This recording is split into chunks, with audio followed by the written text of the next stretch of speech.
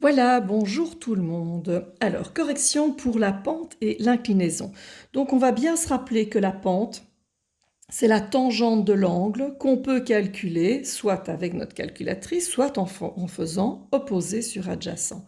L'inclinaison, c'est le sinus de l'angle en faisant l'opposé sur l'hypoténuse. À partir de là, dans ce cas-ci, la pente, c'est la tangente de l'angle. Quand je prends tangente de 40 degrés, bien sûr à ma calculatrice, je trouve 0,84, enfin j'ai arrondi, 0,84, ça veut dire 84%. L'inclinaison, c'est le sinus de 40 degrés.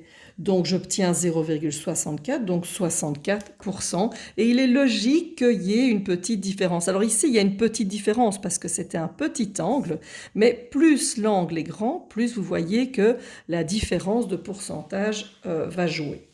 Ici, je n'ai pas l'angle, mais j'ai les côtés. Donc la pente, ce sera l'opposé sur l'adjacent. Donc 2 sur 5, 0,40, donc 40% directement. L'inclinaison, par contre, je dois faire opposé sur hypoténuse. Je n'ai pas l'hypoténuse. Pour trouver l'hypoténuse, je vais utiliser Pythagore. X au carré égale 2 au carré plus 5 au carré. Si et seulement si, x au carré est égal à 4 plus 25, donc 29, et donc j'ai x qui est égal à la racine de 29. J'ai donc 2 sur racine de 29, et ma calculatrice me donne 37%. Alors, tableau, chaque fois qu'on a un angle, pour arriver à la pente, je dis bien, on utilise tangente. Si j'ai un angle, pour arriver à l'inclinaison, je prends le sinus. Donc par exemple, là, j'ai pris ma calculatrice et j'ai fait la tangente de 30. J'obtiens 0,577, etc. Je dois mettre ça en pourcentage au pourcent près, donc bien entendu que je m'arrête au centième, donc ça fait 57. Mais derrière, il y avait un 7, donc de nouveau, on arrondit à 58. Même chose, oui, même chose avec le sinus. Quand on est dans un exercice inverse, j'ai la tangente, je n'ai pas l'angle. Pour revenir, puisqu'on a bien ici des degrés et là des pourcents, pour faire marche arrière avec tangente, vous vous rappelez qu'on va utiliser arc, tangente. Et pour celui-ci, on va utiliser arc, sinus. Ce qui est très très particulier, c'est de penser qu'une côte de 100%, ça veut dire une côte qui monte à 45 degrés. Pourquoi c'est 100%? Parce que on a en fait, quand on a 45 degrés, ça veut dire que par exemple là, si j'ai une distance de 3, là aussi j'ai une distance de 3 et opposé sur adjacent, ça fait 1. Et 1, c'est bien 100%, c'est 1,00. Donc ça, c'est très particulier et souvent les gens se trompent. Et vous voyez que plus l'angle était grand, plus, allez, il y a vraiment entre la pente et l'inclinaison une imprécision qui augmente. Et donc une amplitude pour un angle de 53 degrés donne donc une pente de 133%. Alors ici nous avons le garage, nous devions d'abord donner la pente, donc la pente c'est la tangente de l'angle, mais je n'ai pas l'angle, mais j'ai l'opposé sur l'adjacent, je calcule 33%. On me demande la longueur de la descente, donc c'est le x. Là, je peux utiliser Pythagore. X au carré égale 7 au carré plus 2,3 au carré. Et en arrondissant, ça me donne 7,37 mètres. L'amplitude de l'angle A, c'est bien 18 degrés. Comment je l'ai trouvé? Bien entendu que j'ai fait arc-tangente de la pente que j'avais obtenue.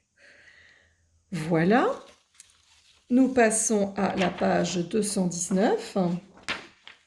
Page 219, donc vous deviez mettre en vert chaque fois l'hypoténuse et on avait le côté opposé en rouge qui devait être opposé à l'angle rouge. Donc le côté rouge ne touche pas l'angle rouge. Rouge et rouge en face.